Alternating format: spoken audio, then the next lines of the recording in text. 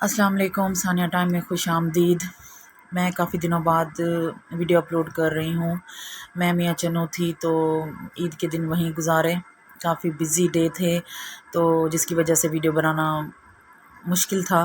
بس جی میں نے ان تمام دنوں کا ایک نچوڑ اکٹھا کیا ہے، امید کرتی ہوں آپ کو اچھا لگے گا۔ ہمارا فرسٹ ڈے تھا عید کا، ہم نے کھانا شانا کھایا، فیملی ممبر تمام وہیں بھائی کے گھر پہ اکٹھے تھے۔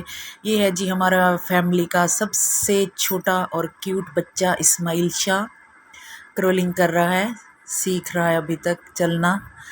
اور یہ ہے جی میری بیٹی زینب۔ یہ جی آ گیا جی ہمارا سیکنڈ ڈے آف عید۔ بچے ابھی اٹھے ہیں اور کچھ کھیل رہے ہیں، کچھ رو رہے ہیں، کچھ کھا رہے ہیں۔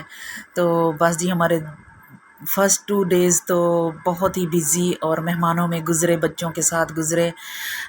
باقی تمام فیملی ممبرز کا بھائی کے گھر میں آنا جانا لگا رہا، تو میں بہت زیادہ مصروف تھی تو اس وجہ سے کچھ خاص میں ویڈیوز نہیں بنا سکی۔ یہ ہیں ابراہیم شاہ، میرے ہسبینڈ کے بھتیجا، اور یہ ان کے پیارے پیارے بچے ہیں۔ اللہ تعالیٰ سلامت رکھے، خوش رکھے۔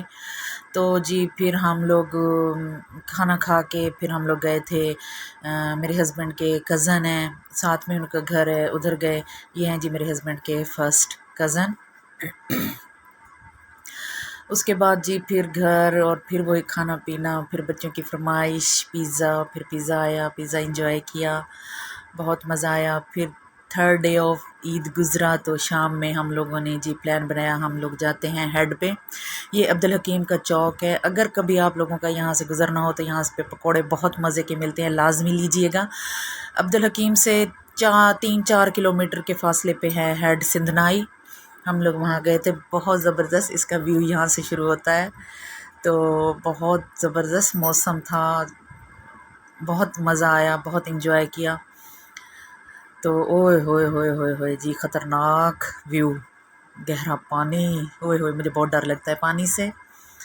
بہرحال جی ہمت کر کے تھوڑی سی ویڈیو بنا ہی لی آگے ہو کے، ڈر لگ رہا تھا کہ کہیں گر ہی نہ جاؤں، اتنا پانی نہیں تھا۔ تو خیر یہ اس کی چھوٹی سی نہر۔